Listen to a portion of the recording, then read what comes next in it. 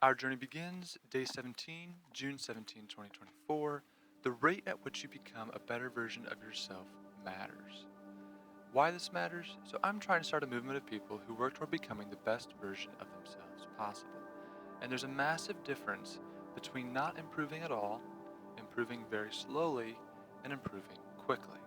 So, the question is, would the best version of yourself improve at a slow rate or always improve at the fastest rate at which it's possible to improve?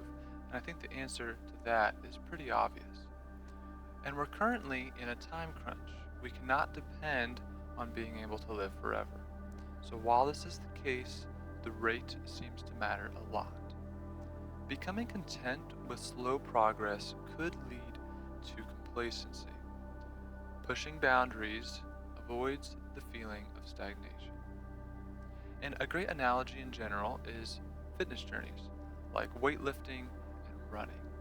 While avoiding injury, we should gradually increase the goal. Improving faster and faster will allow us to reach our potential sooner and start contributing more significantly to the movement of world changers. So, how do we see the results? The rate at which we improve should be visible to us in our daily lives, and seeing the result of hard work allows us to maintain vigilance. Therefore, the rate should be fast enough that we can see it. So, how would you see it? By tracking, just like in fitness, and some of these do have to do with fitness. So, what would you track? Well, if you have set goals, smart goals preferably, then you would be able to see, are you meeting those goals?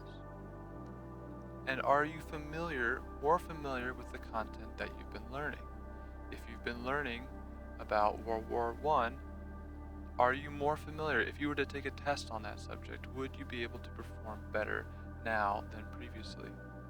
Are you able to reach a certain level of skill that you've been working on? And then there's lots of health metrics like weight, body measurements, fitness levels, dietary habits, sleep quality, mood, and stress. Are your levels getting better? Is your weight trending toward the goal that you have? Is your fitness level improving steadily?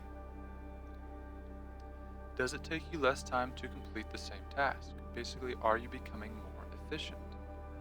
Are you able to maintain focus for longer? How are your relationships? Are they improving? Do you have better relationships with people than you had before? How are your finances? Are they in a better spot than they were before?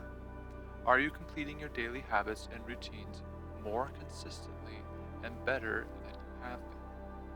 Another way of kind of seeing the results is by journaling. During your journals or maybe during your reviews, are you able to see and assess that you're doing better in these things? The rate should be sustainable and increasing.